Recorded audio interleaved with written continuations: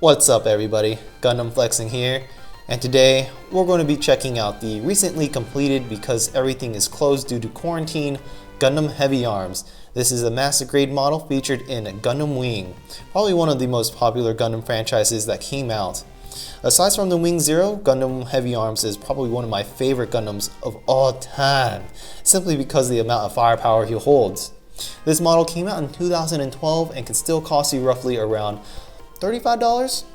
This model is a very well representation of the real thing in this show. I think his Gatling Gun is incredible. His weapon systems, to include his missile pods, are all included. He even has short range weapon systems, which is featured on the model right now.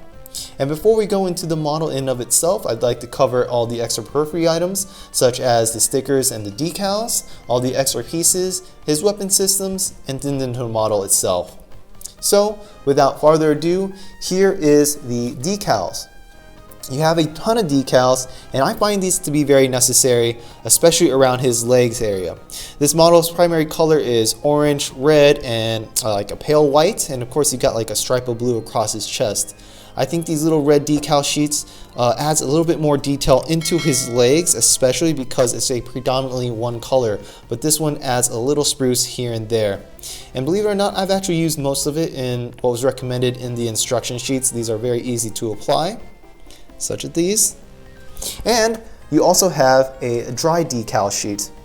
Now this I didn't find necessary to use. If you don't know how to apply these things, I do have a tutorial video in my Easy Gunpla tutorial video playlist. Now I don't really find it necessary to use these. These are primarily white and they go on the shoulders and all over his body part. The one thing I'm actually going to probably use is this marking right here, the XXXG. Just like the Gundam Master Grade Buster Gundam, he has his logo stretched across his kneecap, and I think I might want to do that here. Just cut this out and apply it. But everything else, I don't think it's quite necessary. I didn't want to add too much decals on it and just make him look a little bit too busy. But this is an option, and I am grateful for it.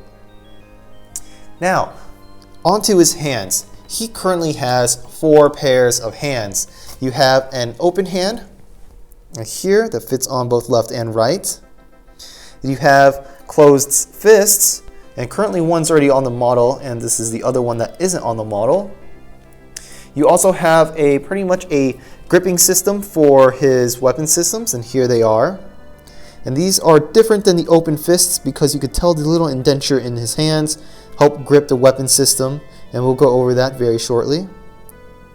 And then you have a pair of open fists, which I just mentioned earlier, and they're just open fists that are really designed to hold symmetrical objects or cylinder objects, such as the one on his weapon system and the beam sabers. And this is his beam saber. Believe it or not, he does have a beam saber. However, it's important to note that this model doesn't come with the beams itself, so you could probably apply it in any other master grade beam sabers, and this is the handle. It's a single piece, very easy. Oh, and just like any other master grade, you get an unpainted pilot, and this is him right here. And now on to probably one of the coolest weapon systems that I've built in a while. Here it is, his Gatling Gun. His Gatling Gun comes in several pieces. Of course, you have the Gatling Gun itself to include the barrels, and it's pretty cool because the body of the barrel is actually comes in 2, and so that way you're able to, if you wanted to paint and customize these barrels very easily. You have a holding grip handle here. You have a grip handle at the side right here. You also have one right here as well, and that's cylinder. It's important to note that the grip handle here, I am holding this the correct way up, so the handle isn't faced down, it's actually faced up. And it's a little bit difficult in regards to the hands, because if you noticed, the hands aren't like typical master grade hands, they're more like high grade hands. You don't actually have the individual joints for the fingers. So how you would apply this hand to the weapon system is to just simply push the hand in, push it in, or at least the fingers, push the fingers into the handle, and then attach the rest of the hand into the fingers. It's a little bit weird in my opinion, but it does get the job done. The grip is actually very nice. And the same thing goes for this handle here. You simply apply the fingers, you push the fingers into the grip, then apply the hand into the fingers. Here we have the machine belt, the bullet belt here, and you can tell that these are all individual pieces on top of a rubber, pretty much like a rubber band almost. And I want to say that at the tip here and at the tip right here, these bands actually fit in between two pieces. Now I highly recommend applying super glue to the tip, not into the weapon system itself, but into this little chamber, the last piece right here, simply because a lot of like bend and moves, these things will come out very easily, and if you're not too careful when you're posing, you may not notice. But yes, super glue these two clamps together and not super glue what's ever in here, so you have the option to remove it. And as you see here, each individual clip is added. So it sort of reminds me of the piping system in the Zaku, the master grade Zakus, except these are a lot easier to slide in. As you see here, I do have a little bit of sanding work to go with because you see a lot of the stress marks on the side of the clips to include the other end. That's just like FYI, so get your sanding papers ready if you want to avoid that. And we have the drum barrels right here. The drum barrel, despite this being a master grade, is probably like a high grade piece because there's only three pieces. It's the barrel itself, which is the left and back, or left and right, and then you have the attachment right here. So this weapon system could go attached to the back of heavy arms, the barrel can, right here into the back of these notches here, and you could also attach the Gatling gun in of itself to the other side right here, where the little notches are right here, and you also have notches on the gun right here, and of course the barrel right here. So that's pretty cool because if you didn't want to use the Gatling gun weapon system, you don't have to take it off and leave it in a box. You could just simply mount it on top of him. And we also have short range or melee weapons. So he does come with a very basic shield right here filled with decals, and he also has like a combat knife dagger right here, and that's a single piece.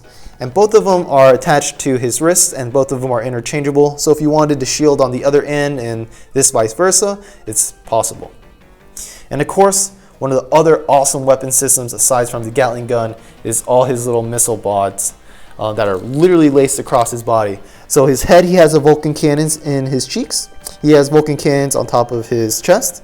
He has missile pods with the doors open into his chest, or excuse me, the Gatling gun weapon system right here. He also has a slidable, or excuse me, raisable missile pod system in front of his shoulders, both sides, and slidable missile pods on the back of his shoulders, and here, and right here. He also has missile pods in front of his front skirt, so open like that.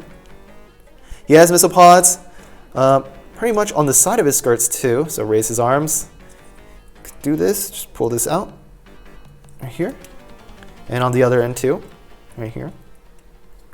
And he also has them on the side of his legs with the doors opening up like this, stretching all around, stretching up, there and here. And what's cool about these things is that since they're individual pieces, you're able to customize them. So if you wanted to paint the face of the pods silver, which I've seen quite a bit on the internet and it looks pretty cool, you're able to do so. You're also able to paint the frames of the missile pods that goes around the face of the missiles itself. You're able to paint those very easily as well.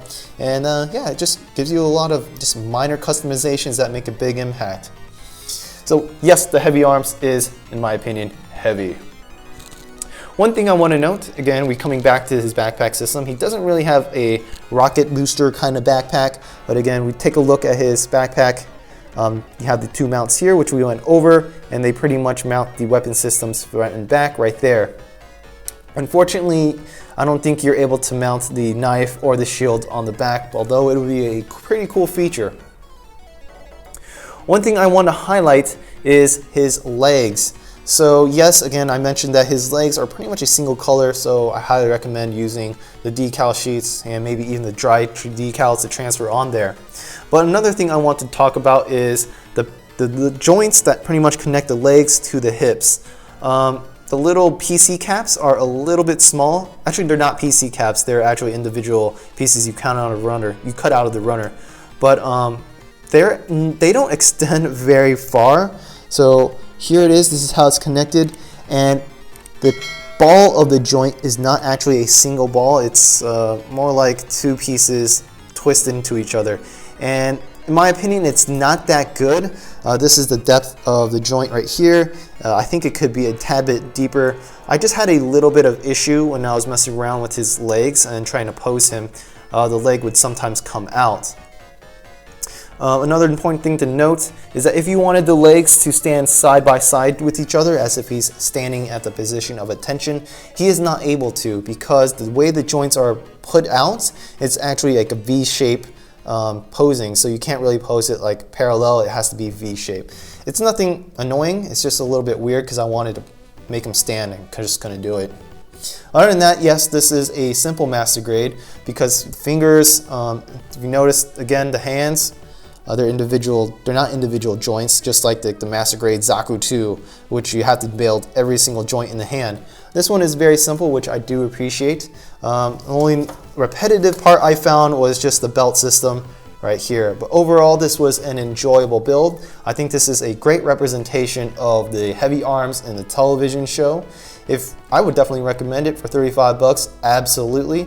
It's very easy to customize, and if you go online and go around other YouTubers, other master grade gunpowder builders, they really do an incredible job of customizing, painting, and even weathering this guy.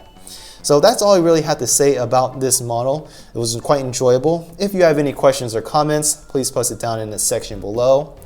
As always, stay corona free, stay safe, and peace out.